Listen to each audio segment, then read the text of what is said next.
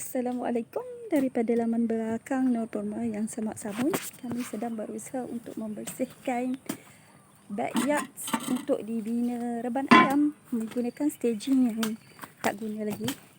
Dan dalam proses cleaning tu nampak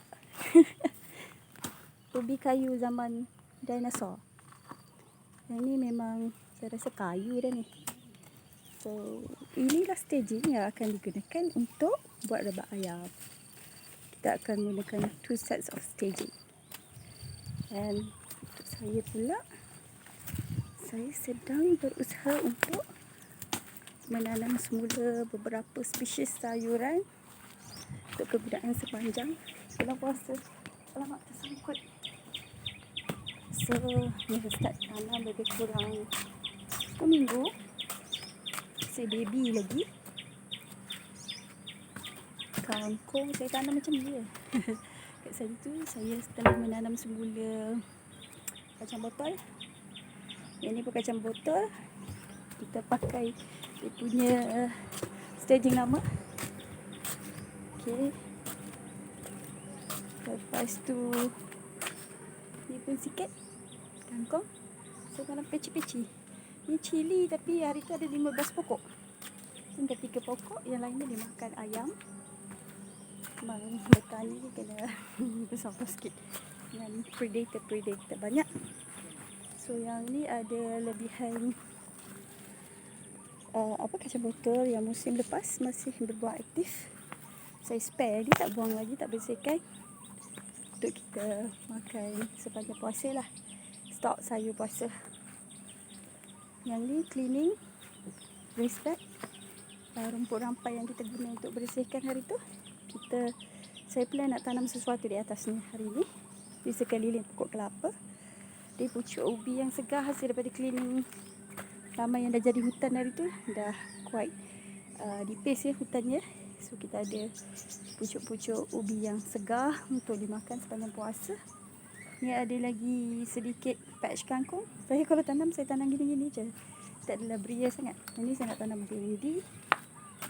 Dan ni pucuk cherry kangkung. I find it quite tasty. Dia bagus untuk kawalan gula.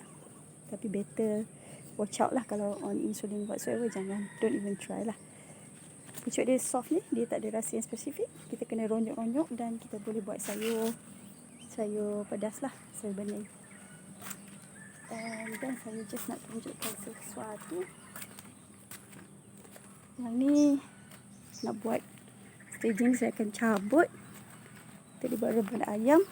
This one pokok makisa yang mula memanjat. Saya just letak dalam, saya makan biji makisa. Saya tak telan lah bijinya, makan bawah makisa. Lepas tu saya letak dalam sehelai kertas tisu dan saya tanam. Dan inilah hasilnya setelah agak lama juga. Saya biar je. So dia dah start menjala. I hope we can get some makisa in maybe 1 year time. Yang tu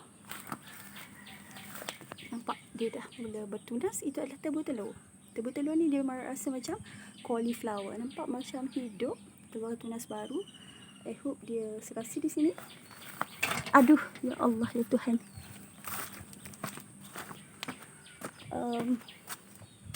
My telang ni memang alhamdulillah never endless supply lah. Yang ni caya, very easy dan dia agak sedap sebenarnya. Sayur lemak, sayur kuning, cili api.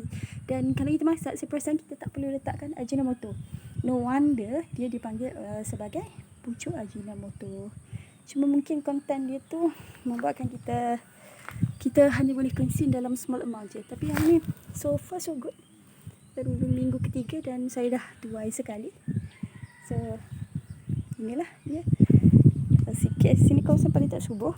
Saya cuba nak bertanam semula selepas berapa lama. Ini dah jadi pisang ni, dah jadi hutan ni. Semua duduk kat situ.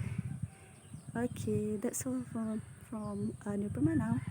Tak banyak aktif pokok sebab sebelah depan sana tu very dry. So saya tak begitu gemar sangat berada di sana. Saya lebih suka berada di ruang sebelah sini yang lebih redup. So what I got here, pokok kopi. Nampak? Okey. Pokok kopi ni memang kena tempat teduh. Dia di bawah teduhan pokok ceri kampung. So nak tanam veggie kat sini memang tak susah sangat. Saya tanam pokok kopi ataupun satu lagi pokok koko lah. Pokok-pokok yang nakkan tempat teduh. Tengok durian Belanda tak berapa elok sangat. Sebab dia nak berada di tempat yang sunny kan. Okey, selamat berkebun.